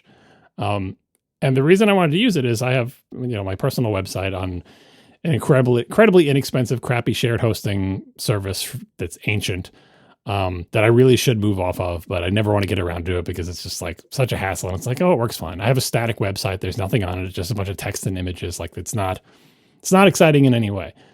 But there are some things that are annoying about it. First, occasionally, my shared hosting and my virtual servers and whatever, like, I don't know, they get like swapped out or whatever. And like the first hit to my website will take a couple of seconds to load. And you're like, what the hell? I also have like an uptime monitoring service that I can see that my uptime has like 3 nines because occasionally it goes down for reasons. I'm like, ugh, it's all right, but it's so cheap. My hosting is so cheap. It's just a static website. No one goes to my website anyway. I don't get any traffic, so who cares? but it bothered me. So I'm like, well, I could solve that by either moving everything to a different, platform or putting something in front of it. And the second thing is all my websites have like SSL certificates, especially like I have .app websites like switchclass.app and frontandcenter.app that just redirect somewhere. But .app in particular has to be SSL. So you need a certificate for it, even if all you're doing is redirecting. And of course, my main website has SSL. And I bought certificates for those years ago. And I used to buy like the 5-year certificates or whatever they would buy you. But more recently with the upgrades to TLS, you can buy a quote 5-year certificate, but you have to reissue it every year. Like you paid for 5 years, but you have to reissue it every year. And I don't know how long, but for many years, there's been a free service called Let's Encrypt at let'sencrypt.org that will give you free SSL certificates, including a script to manage it for you. You don't have to do anything. It's simple. You set it and forget it, and it doesn't cost you any money. It's great. My crappy shared hosting service, probably intentionally, does not support Let's Encrypt. And trying to do it manually would be difficult because of the way share hosting works. I don't have my own web server. It's a shared, but it's a mess or whatever. So whenever I have to reissue my certificates, which now is like 6 certificates that I have to do every single year, I have to create the certificate signing request with OpenSSL. And then send it in and get the, like, and I started making scripts to do it. I'm like, I'm slowly, badly reinventing Let's Encrypt. No, don't do this. To call OpenSSL. It was like, but it was still annoying because you had to like copy and paste it into their little cPanel interface. And it was just, It's shared hosting. I'm not running the server myself. I don't have access to it. I have to use their stupid interface. And it annoyed me so much. So Cloudflare to the rescue. Because Cloudflare, one of the things they provide is SSL certificates. So they probably use Let's Encrypt or something similar with their own thing for free. That they'll update. You don't have to worry about reissuing it. They'll just do all that for you. They also offer caching, which I'm like, well, if my site is down or slow, if I could just serve it from the Cloudflare's Edge cache for the thing, that'll be great. And that's also free. And I figured, why not try this? Now, I had questions about it, particularly like, how do you do this? What does the Cloudflare interface look like? What is the website, or whatever?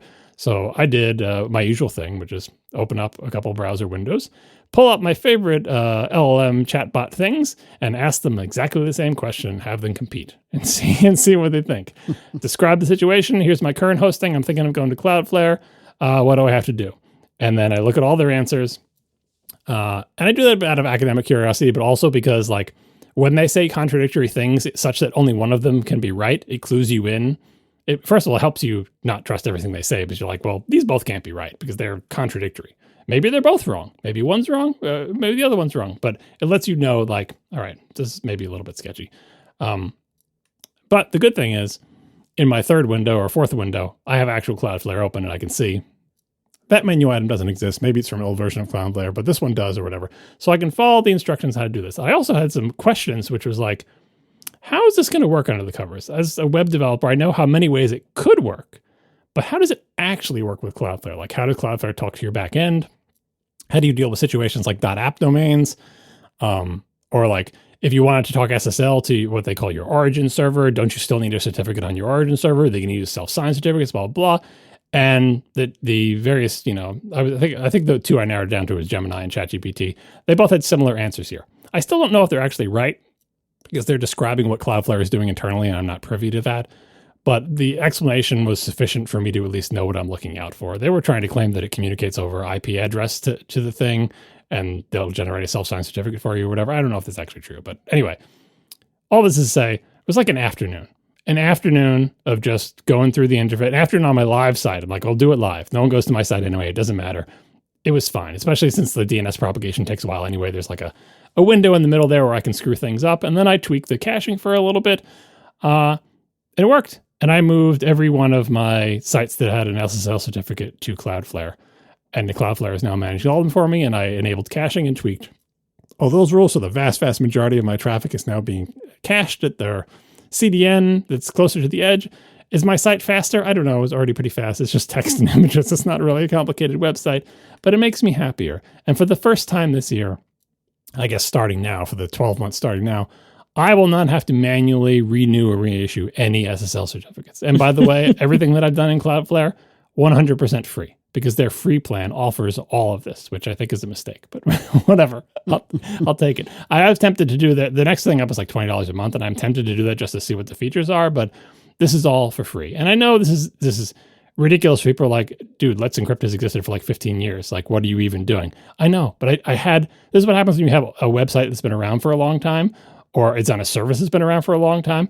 You're behind the times. I'm a bit who uses shared hosting? Don't you know that you can get a free dedicated server that you can control yourself for same or less money with better? Yeah, I do know that, but it would require a lot more moving than this. This required me to do almost nothing. It required me to click a bunch of things on Cloudflare, and it required me to click a smaller number of things on my shared hosting thing, and that was it. And just the relief I feel from having, 6 or 7 websites all now being managed on Cloudflare with its SSL and not having to worry about any of that stuff on my shared hosting just makes me feel good. So, and I know Cloudflare, the company, has some questionable practices and some questionable things, and we've talked about them in the past or whatever. But right now, I'm just feeling relief about finally doing something to my website that I wanted to do for a long time and eliminating one source of things that I have to worry about. Now all I have to worry about is the next Cloudflare outage. For what it's worth, we talked about this, I'm pretty sure, fairly briefly. Callsheetapp.com is my marketing website for Callsheet. It's also where if you share a link from Callsheet, it will share to a path within Callsheetapp.com. That is all on Cloudflare. That is all running 100% free. I don't think it's using Let's Encrypt from what I can tell from the certs on my website.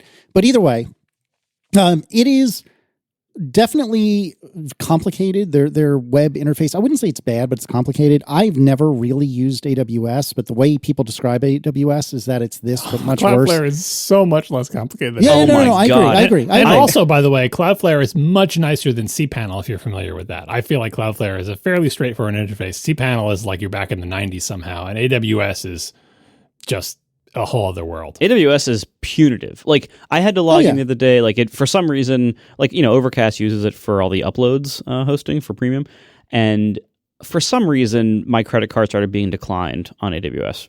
It's been the same credit card for years. Like, I don't know why, but I have getting the messages like, oh, your payment failed. Go log in to make a payment. So I log in and like because I hardly ever log into AWS, trying to figure out how to pay them. Like, oh my, even that. It's like, all right, first of all, do you log in as the root user or the IAM user? I don't know. And they log in as root and they yell at you, oh, you shouldn't be doing anything. And it's like, oh my God, I'm trying to pay you the money that you say I owe you. And then you finally get in and it's like, okay, well, here's your credit card form. Okay, great. Hit submit. And it's like, all right, your payment's been accepted. Cool. All right. And then, 5 minutes later, get an email. Your payment wasn't accepted. Oh my God. Oh, fun. Go back in and then you change. Like, doing anything for AWS is an exercise in massive frustration. Like, yeah, Cloudflare. I mean, granted, Cloudflare does a lot less. And so that's part of why they can be so much simpler on their control panel. But they're still a pretty, mature product and they still have a lot of features. And so, like, I think they just manage a substantially better, usability design. And, like, AWS is just enterprise software. And so every single thing there is cluttered up with a billion enterprise features that, like, yeah, 2 customers wanted that, so they added it. And it's just, there's so much complexity there to do what should be very simple things. Cloudflare to use a Merlin word, only Snorks use the AWS web interface. You realize that? Like, that's kind of like, yes, the AWS web interface is a mess. That's not what you're supposed to be using. Serious people interface with it through the API. And I know that doesn't help you with your credit card thing, but again, serious people, I don't know how, pay with purchase orders for millions of dollars. It's like AWS and the web interface is like, that's not how it's meant to be used, kind of. Like, there's whole third-party companies like CloudFormation and all this stuff like that exist to be a middleware layer between your programs and the AWS API. And nowhere in there should humans be clicking around at a web interface because that's not repeatable. It's not like you want it to be automated. I'm not sure humans ever have clicked around this interface. Like, I don't think, we can figure it out. Like, I barely figured it out, and only to do a very, very basic thing. Oh man, what a mess. Yeah, Cloudflare is much nicer. Cloudflare is like a more modern version of cPanel, like with knowledge of the web past 1996. And not to trash cPanel. cPanel is actually kind of amazing for the amount of functionality it provides, but it is a time capsule to a different time. And Cloudflare is just it's a modern web interface to the functionality they provide, and they do a good job of like having lots of help links and explaining to you what they mean. Like when they use jargon to explain their features, it's like, well, this is what we mean when we say this is what we mean when we say that. You have to learn the vocabulary. I was fairly impressed with how well it worked. And on the ChatGPT and Gemini front, Marco, you mentioned before, like asking it for screw sizes or whatever and saying like, I didn't even check. Well, you did, because that's the thing. That's the reason I think this is a perfect application for LLMs. I'm going to immediately find out if the thing it's telling me to do works, because I'm literally clicking out a web interface and then loading my web, like it either works or it doesn't. And I'm testing it immediately. You bought those screws without trying to verify the information. The way you verified it is if you got those screws home and tried to put them in the back of the TV and they didn't fit, you would know immediately, wrong screw. There's no like condition where you would like have no idea that it was the wrong screw and put it in and 2 days later your TV would explode. That would never happen. You can tell when a screw is the wrong size. It either fits or it doesn't.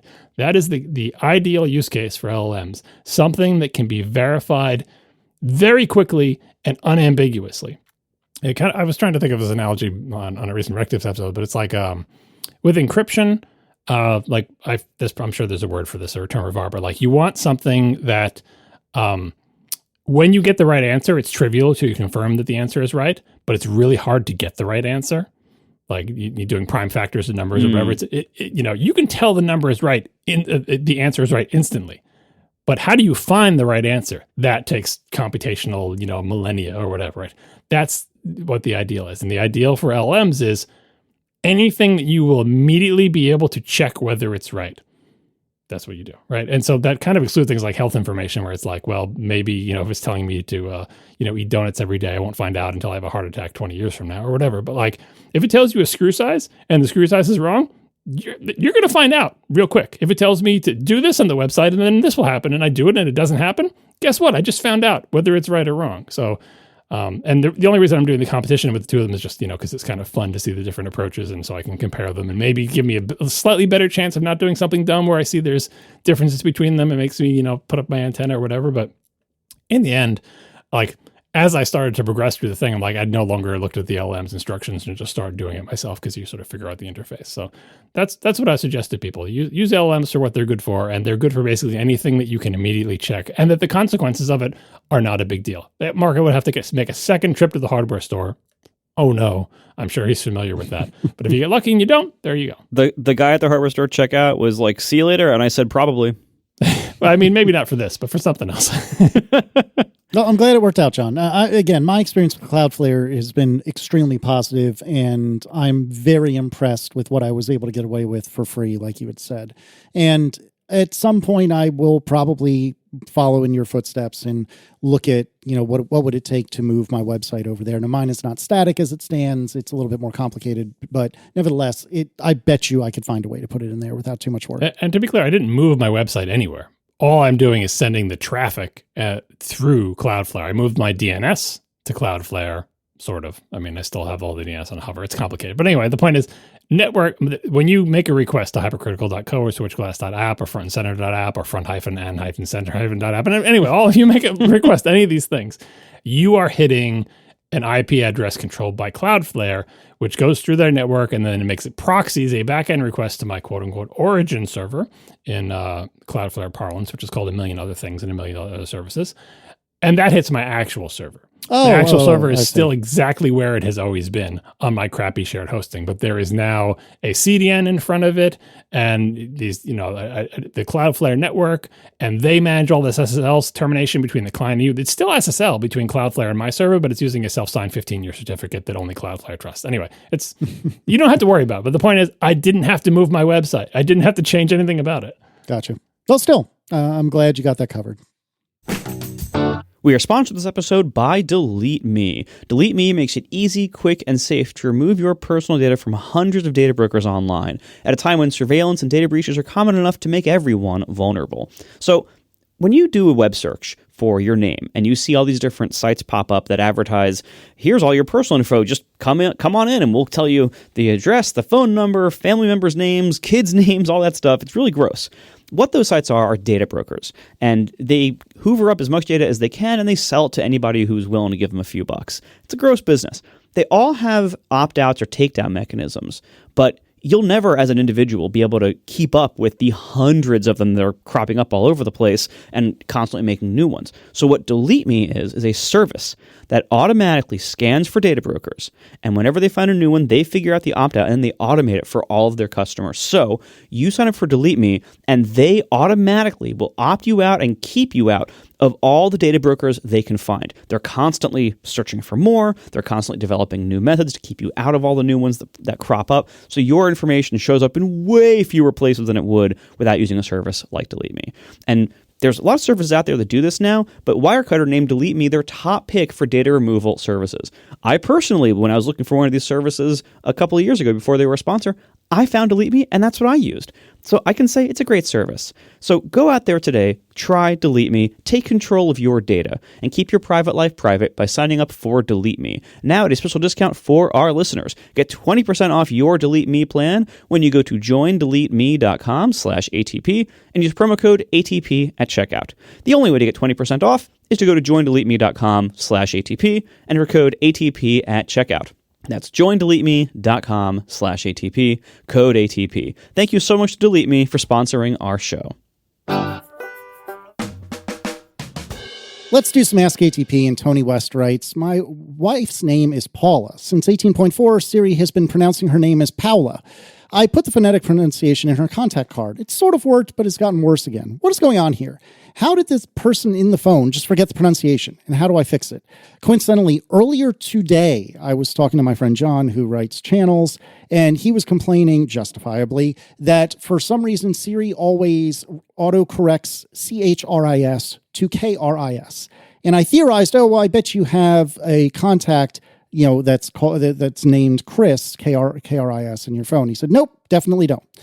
I don't have a good answer for this. So one of you are going to have to take this. Well, I saw this fly by, and I thought this was a fun thing because I've dealt with this before. In fact, we probably talked about it on ATP before. The wonderful voice assistant in your phone, if you have an Apple phone, has had a feature for many years where if it said your name and you didn't like how it pronounced it, you could say, that's not how you pronounce my name. And it would say, okay, how should I pronounce your name? And you would say your name the way you want it to be pronounced. And then it would say, okay, from now on, I'll call you whatever you said. Have any of you used that feature? It's been no. Around I'm aware of it, but I've never used it. Well, it has been used in my household to great comic effect because back in the day, Tiff would say, call me Tiff. And it would say, okay, from now on, I will call you Test. Cool. No, and no, call me Tiff. Okay, Test. From now on, I will call you Test. It's just now I actually have a different problem, which is at some point in the last maybe 2 years or so. Again, nothing in my contacts has changed about my wife in the last 2 years.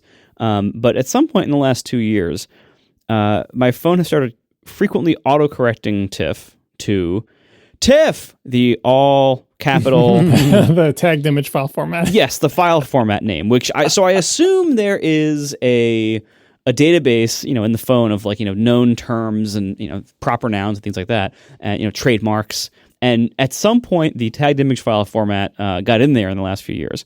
And so now, even though she is the contact I have the most frequent contact with on my phone, and her name is not Tiffany on the phone, it's Tiff. So I'm it's the first name of my wife. How could you possibly downrank that from anything else? But nope, nevertheless, in many contexts in the phone when typing Tiff, it comes out as all capitals. Yeah, so when I saw this, I figured, let me just do it on my phone just to refresh my memory before we answer this on the show. And like so many things involving Apple's voice assistant, just because a thing used to exist and you've used it for maybe years doesn't mean it still exists or works right. And it was just a comedy of errors. I'm sitting at my desk, my computer desk, with my phone. I hold the side button to activate Siri. And I say, first I just want to hear how it pronounces my name. I say, how do you pronounce my name? It puts up a text bubble and says, well, you're John. You asking me? And I say, pronounce my last name. Oh, well, no one can do that. Sometimes I have to re-hit the side button to make it do it. By the way, it just showed text. It didn't say anything. I'm like, is the volume down on my phone? I start hitting the volume button. I'm like, no, the volume's not down. It's comical. I'm trying to get it to say my name. I'm saying, Siri, say my name. It will, not only will it not say my name and give me snarky replies of like, you're John, that's what you told me. It's never speaking audibly. It is only showing text bubbles. Like, am I going crazy? Have I gone deaf? Again, I'm hitting the volume buttons. Like, why is it not speaking to me? I do this for a little while, arguing with the thing, trying to literally ever get it to say my last name or say anything. It's not even saying John. It's not making any audible noise. It is just putting text boxes. I'm like, did I accidentally hit tap to Siri? No, I didn't do that. Eventually, I hear my HomePod in the other room say something audibly to me that says, you're John. You're asking me what your name is? I think you're John. I'm like, HomePod, you're a room away. I can't even believe you could hear me. Meanwhile, my phone is still dead silent. So my new theory is turn off the screen on the phone. Maybe it's because the screen is on and I'm holding the phone and I'm looking at it. It doesn't want to talk to me. And that finally gets my phone to start saying things, but I still cannot get it to say my last name. I can't get the opportunity to do what I had done in the past, which was, that's not how you say my name. That's what I always said to it in the past. When it would say my last name and I would say, that's not how you say my name, it would reply, please say your name how you want to say it. And I would say blah, blah, blah. Instead, I was just getting text bubbles and eventually audio that was telling me, you can change this in the Contacts app. Like it did like their product knowledge thing, like go to the Contacts app and find, hit the edit field. And it's telling you to add a custom field to your contact where you can fit, what is it called? Find the name of the thing. Phonetic pronunciation? Yeah. Did I just lose it? Or am I not on the edit screen here? Yeah, some phonetic pronunciation, I think it's called. Maybe I have to X out of that. I notice how it doesn't show all the fields. Yeah, I can't tell what it's called because Alan Dye has been on the screen and has made it so that you can only see the label as dim gray text if there's nothing in the field. But once there's something in the field, like it says on the edit screen, the first line says John, the second one says Syracuse, and the third line says my pronunciation. But I only know that because what looks like a pronunciation there, and then the fourth line says in dim gray text company, and it's blank. Anyway, labels, you don't need to see them when there's something already in the field, right? You'll always know what it is, right? So it's telling me to do that, but again, now it's not talking to me anymore. Now it's just showing me text. And I'm like, okay, but when I put something there, I don't know how you're going to pronounce it. Like, what do I put in the pronunciation field? Do I use the the phonetic alphabet that you see in a dictionary? Do I just try to sound it out? Do I put a bunch of other words that sound like the words I want you to put in there? Do I have to, I need you to say my name. I just could not get it to do it. And it was maddening. I'm like, no normal person would ever tolerate what I tolerated trying to get this to happen for the show. But of course I'm pig-headed. I'm gonna make it happen.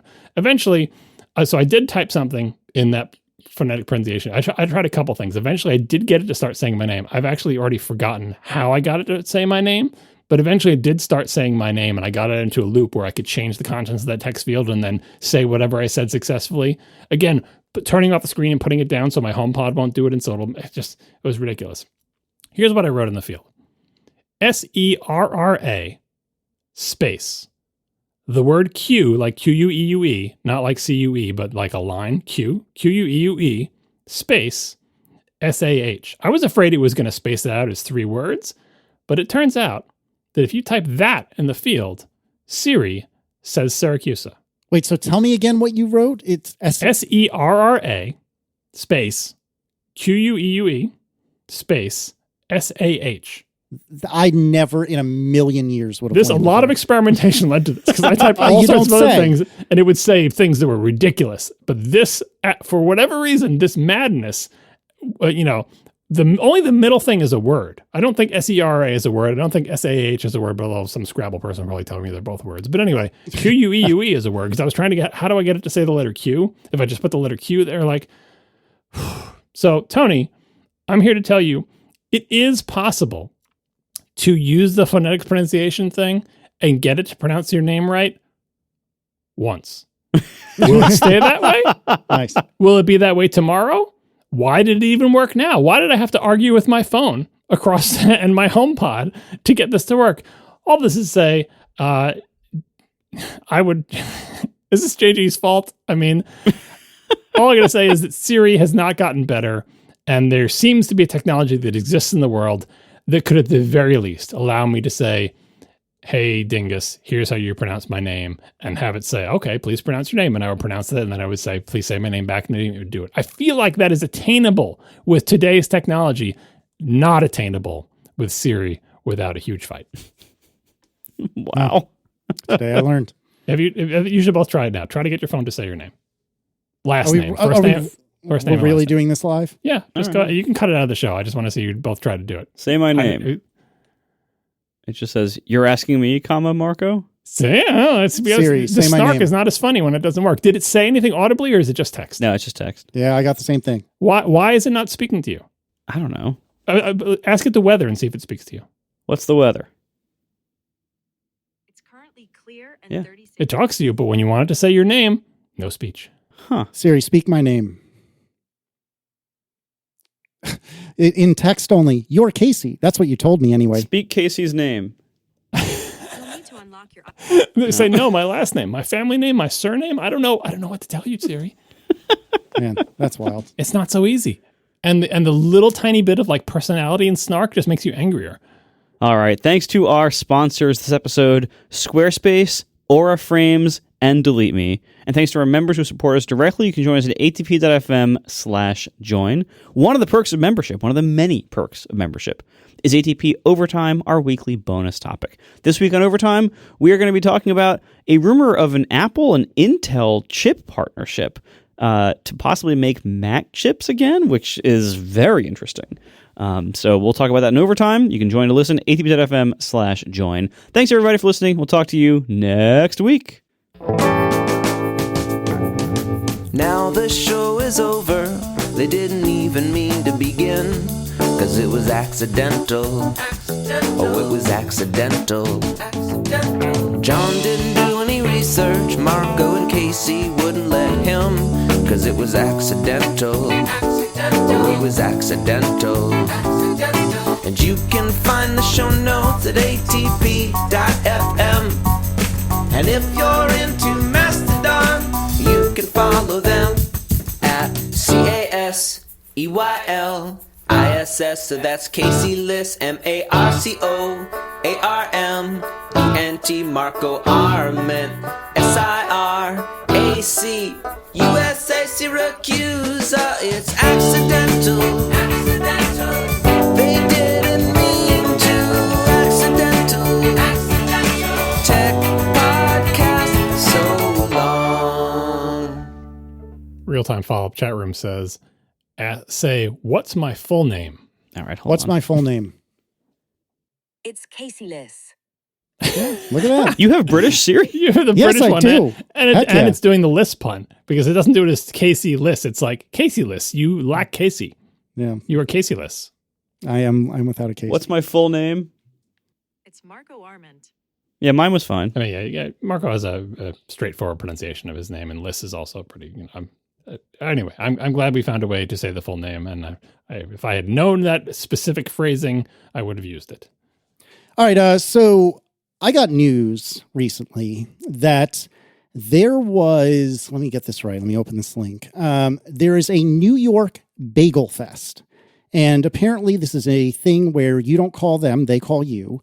And there's a bunch of people or a bunch of different bagel shops from around the country, as far as I recall, Wait, that not are from invited. New York? Well, including, but not exclusively New York. Many are from New York. It's apparently the 25 best bagel places in the world. And over 2,000 people cast votes. And I am extremely happy to tell you that the local shop Baltics Bagels here in Richmond earned the People's Choice Award in New York City for People's Choice Best Bagel in the 2025 New York Bagel Fest. What now, John Syracuse? Good bagels exist outside of New York. How do you like them apples? You know, we get those emails to the ATP address that's like, get your podcast listed in the top 100 podcasts. Like all sorts of things like that. And get your app included in this contest. And we ignore it because we just assume it's spam and a scam. And mostly because it's like, well, It usually sometimes is. you have to pay money to enter, right? And it's just like, who's judging this? Like, why would I want to participate in this type of thing? It just seems like the type of thing that we should just ignore. And so we do. And I have to imagine this Bagel Fest contest thing, including bagels from all over the world, is the type of thing that the good bagel shops in New York ignore, the way we ignore those emails about podcast sponsorship. Now, I'm not saying the bagels that won this are bad bagels or whatever. It's kind of gets back to, I thought this is not actually something I discussed in Rectif. I think it's an upcoming episode of Robot or Not, where I talked about the idea of like, it was like a bagel company in Colorado and people who are from Long Island. Maybe it was Rectifs. I don't remember. All these podcasts blend together. But when you go somewhere else in the country, or when you present other people with like your hometown food or whatever, and you expect, surely they'll love this because this is the best, Philly cheesesteak, or this is the best New York bagel or whatever. Those people have no affection for or knowledge of the regional food product you're presenting them with. So you take great pains to faithfully reproduce the exact thing that you want. It's like, this is an authentic Philly cheesesteak. It's exactly how it is in Philly, but here I am in California. And you give it to Californians and they're like, they don't know what a Philly cheesesteak's supposed to taste like.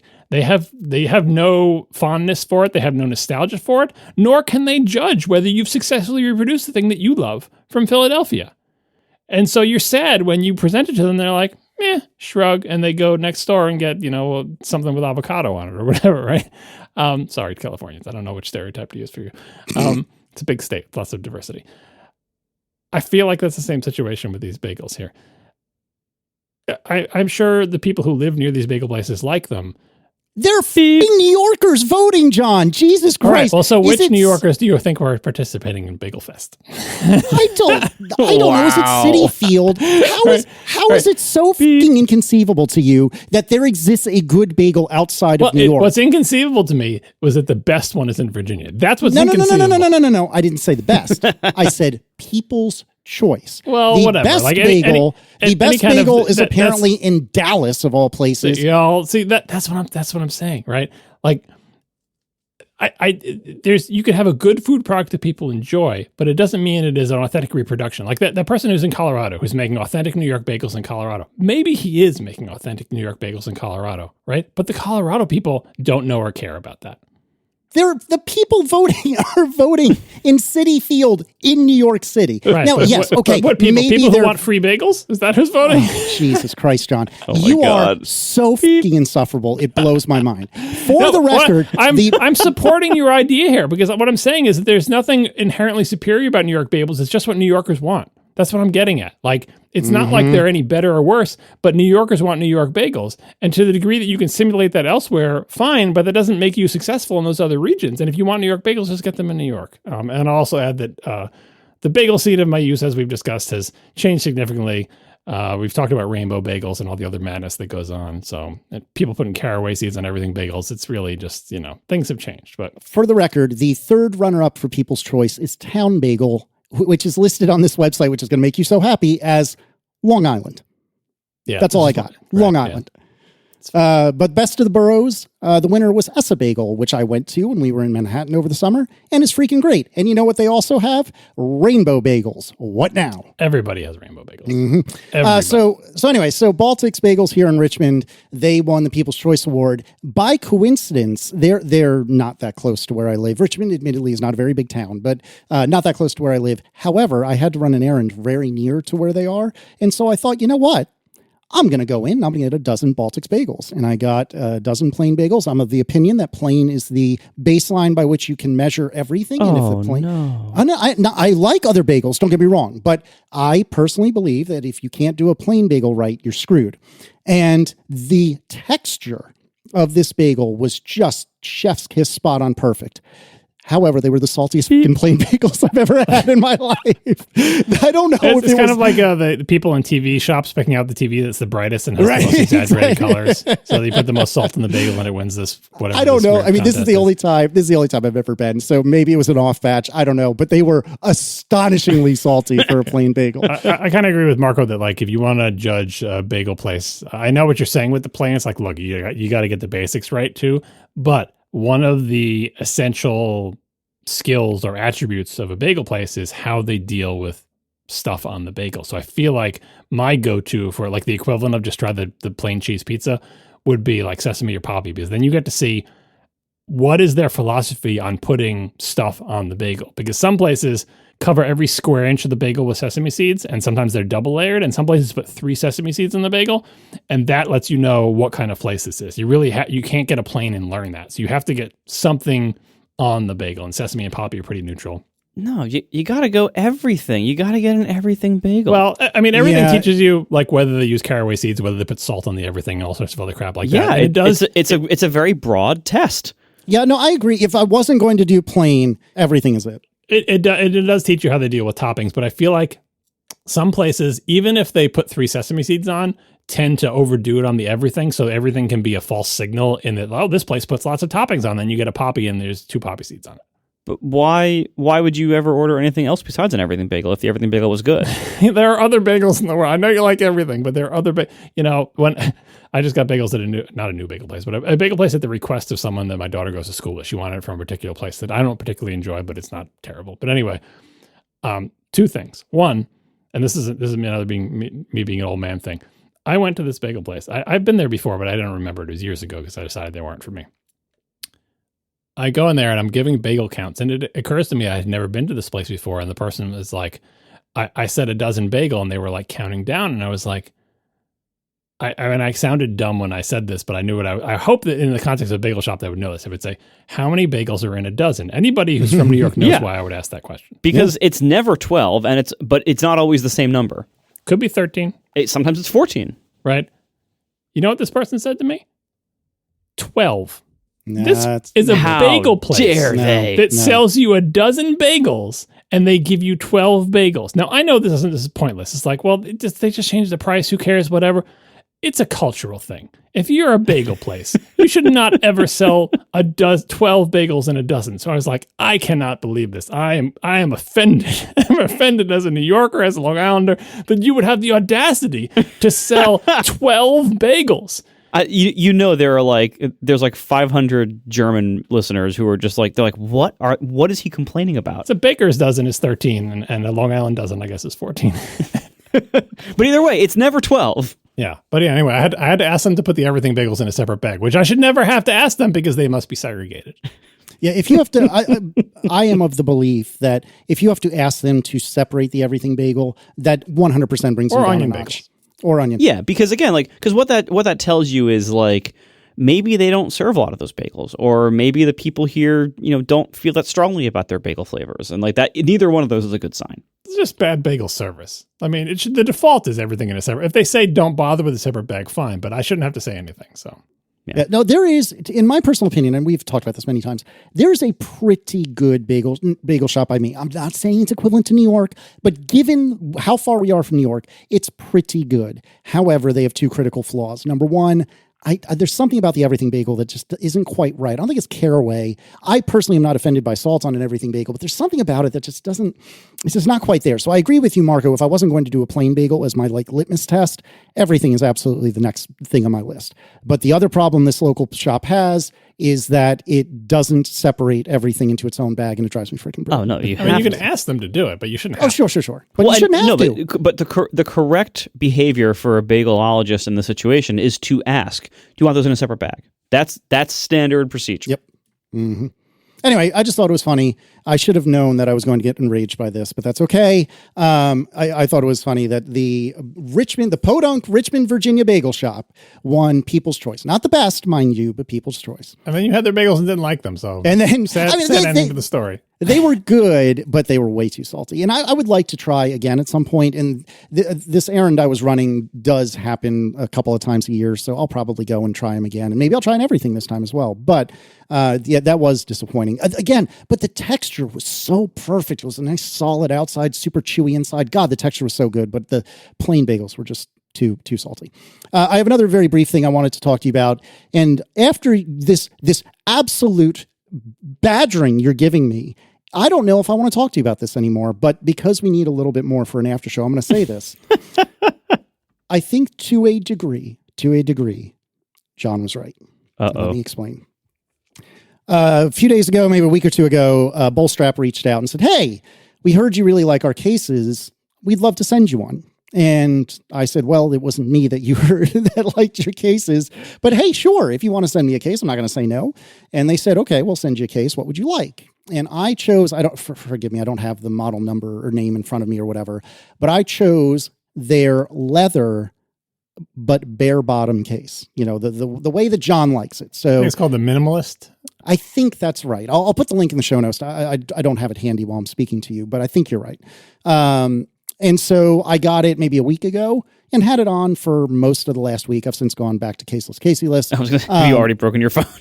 Well, I mean, no more than I did within the first 48 hours, as we already discussed when I nicked it here and there. But anyways, I personally do not believe that it is absolutely compulsory to have a bottomless phone case. I've had many complete bottom phone cases, and it's fine. There's nothing wrong with it. But the place where this gets unfortunate for your boy Casey is that I think the bottomless is better. Not compulsory, mind you, but I do think you're right, and I do think it's better. Yep, he unfortunately is right. Yeah, once you get used to not banging your finger against the lip of the case, it just, to go back seems barbaric. I mean, but with you, I'd be worried about you like dropping it and somehow hitting that bottom edge, which I've never done, but you might find a way. I mean, you managed to shatter your car window with an iPad, so you're pretty amazing. Yeah, that's talent right there. Right, exactly. But no, it is now that I've had a chance to look, it is the Bullstrap minimalist case. I don't think they've ever sponsored, and they certainly didn't ask for me to say anything, but I thought it was funny to concede publicly that even though I maintain, like I just said a moment ago, you do not need to have a bottomless case, and God knows I probably shouldn't, to your point, but it is a little bit better.